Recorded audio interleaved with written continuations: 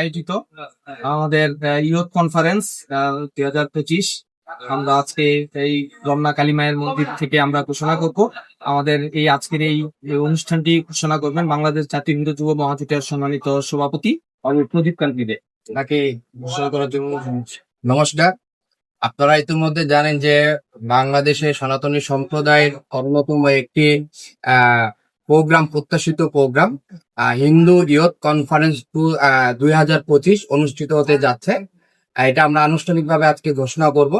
আপনারা এর আগে বলি হিন্দু ইয়ুথ কনফারেন্সের উদ্দেশ্যটা কি। আমরা চাচ্ছি যে এই 2025 সালে সনাতনী সম্প্রদায়ের যে আকাঙ্ক্ষা, আমাদের যে সংখ্যালঘু সম্প্রদায়ের উপর নির্যাতন এবং আমাদের প্রতি যে রাজনৈতিক দলের যে চিন্তা ভাবনা, সেই বিষয়টাকে তুলে ধরার জন্যই আমরা ইয়ুথ কনফারেন্স আমরা অনুষ্ঠিত করতে যাচ্ছি, যেখানে সারা বাংলাদেশের ছাত্র যুব উপস্থিত থাকবেন, বিভিন্ন সংগঠনের নেতৃবৃন্দ উপস্থিত থাকবেন, বিভিন্ন রাজনৈতিক দলের প্রতিনিধি উপস্থিত থাকবেন, সামাজিক সাংস্কৃতিক নেতৃবৃন্দ উপস্থিত থাকবেন।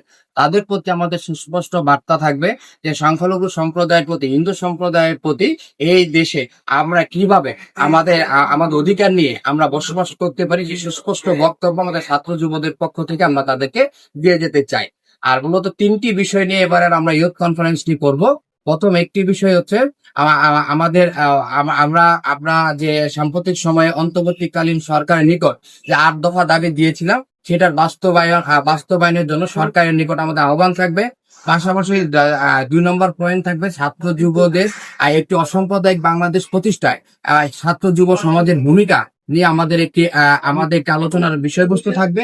পাশাপাশি দ্বিতীয় আলোচনা এবং গুরুত্বপূর্ণ আলোচনা একটি থাকবে যে আসন্ন নির্বাচনের আগে এবং নির্বাচন পরবর্তী বিভিন্ন নির্বাচনের আগে আমরা দেখেছি সংখ্যালঘু সম্প্রদায়ের প্রতি একটি নির্যাতন করা হয়।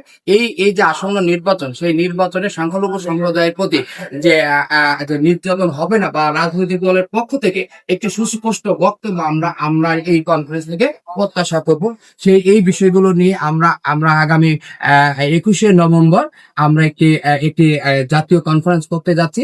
আপনাদের সকল আশীর্বাদ আপনারা আমাদের করবেন, আমাদের পাশে থাকবেন। আমরা প্রত্যাশা করি আপনাদের সকলের সার্বিক সহযোগিতা নিয়ে এই দেশে 3 কোটি সংখ্যালঘু সম্প্রদায়ের যে আকাঙ্ক্ষা, সেই আমরা 21শে নভেম্বর শুক্রবার জাতীয় প্রেস ক্লাবে আমরা আপনাদের মাধ্যমে তুলে ধরবো এবং সারা বিশ্বব্যাপী এই কনফারেন্সটি একটি আলোচিত হবে বলে আমরা প্রত্যাশা করি। আজকে যারা এখন উপস্থিত হয়েছে সবাইকে নিয়ে আমরা আজকে youth conference, Hindu youth conference 2025-এর আনুষ্ঠানিক মরক আমরা উন্মোচন করবো। সবাইকে বলবো যে মোটামুটি তুলে ধরার জন্য।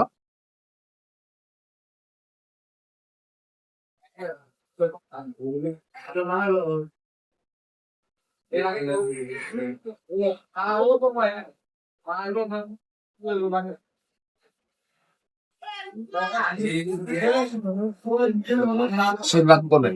আবারও সবাইকে নমস্কার, ধন্যবাদ জ্ঞাপন।